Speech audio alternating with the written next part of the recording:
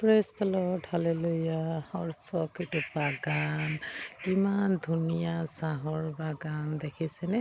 গোটেই বাগানেই আছে চক এইফালে কলম কৰি দিছে, এইকেইটা কলম কটা হয় আৰু চক গোটেই বাগান বাগান বাগান বাগান বাগান 4 স্কুৱাৰ বাগান।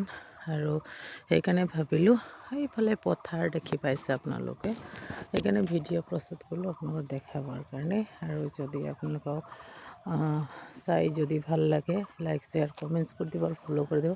আৰু এই গছটো হৈ গ'ল ডিমৰু গছ, কিমান যে গুটি ধৰিছে চক। আৰু এইটো মানুহ নাখায়। আৰু এটা আছে আঞ্জীৰ ফলৰ নিচিনাই হয়, সেইটো আমি ডিমৰু গছ বুলি কওঁ, সেইটো আঞ্জীৰ হয়তো নহয়। তো এনেকৈ আৰু আমাৰ এই গছকেইটা হ'ল চাচি গছ চক এনেকুৱা।